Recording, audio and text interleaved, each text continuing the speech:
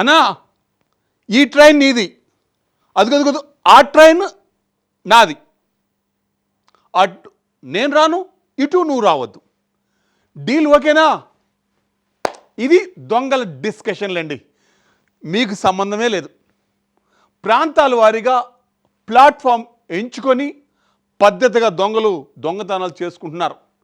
ఎంతైనా సీనియర్ దొంగలు కదా, మనమే జాగ్రత్తగా ఉండాలి. బట్ దొంగలను తప్పు అనంటే ఎలా చెప్పండి? అలానే ఓ ట్రైన్ టార్గెట్ చేసుకొని రాత్రికి రాత్రి మొత్తం దోచేశారు. తెల్లారి చూసేసరికి మొత్తం ఖాళీ.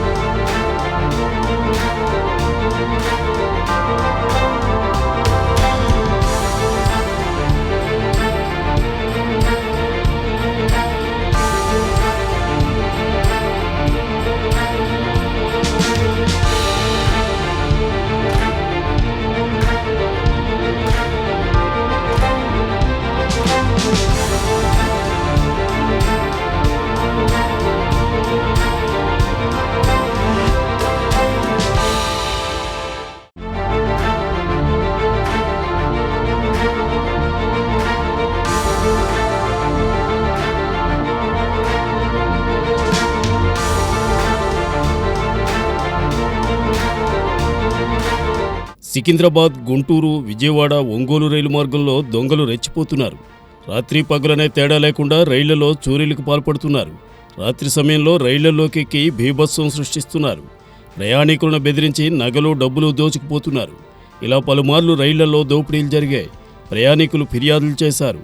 కానీ రికవరీలో మాత్రం రైల్వే అధికారులు ముందడుగు వేయలేకపోతున్నారు. అటు రైళ్లలో జరిగే దొంగతనాలను నియంత్రించలేకపోతున్నారు.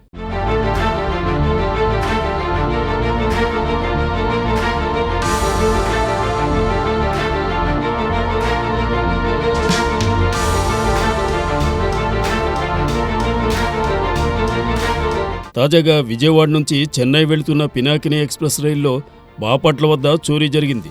మహిళకు మత్తుమందు ఇచ్చి దొంగతనానికి పాల్పడ్డాడు ఓ వ్యక్తి. ప్రయాణికురాలితో పరిచయం పెంచుకుని జ్యూస్ ఇచ్చాడు. ఈ జ్యూస్ తాగిన కొద్దిసేపటికి ఆమె మత్తులో జారుకుంది. దీంతో ఆమె వద్ద ఉన్న 10 లక్షల విలువైన బంగారు ఆభరణాలను ఎత్తుకెళ్లారు. ఆమెకు స్పృహ వచ్చిన తరువాతనే దొంగతనం జరిగిన విషయం తెలిసింది. దీంతో బాధితురాలు చీరాల రైల్వే స్టేషన్లో పోలీసులకు ఫిర్యాదు చేసింది. ఈ మేరకు కేసు నమోదు చేసి దర్యాప్తు చేపట్టారు. తాడిపత్రి అనురాధ మేము చెన్నై నుంచి Pinakini express general coach travel అవుతుంది. ఆ క్రమంలో నెల్లూరు బిఫోరే అన్కాన్షియస్ వెళ్తుంది. మనకు వచ్చే సమాచారం ఎంపైన చీరాల్లో మనం ఆమె సెక్యూరిటీ ఇమీడియట్గా 108 ద్వారా గవర్నమెంట్ హాస్పిటల్కి వచ్చింది. ఆమె కాన్షియస్ నుంచి బయటకు వచ్చిన తర్వాత మన తదుపరి వివరాలు ఏంటి అనేది తర్వాత తెలియదు.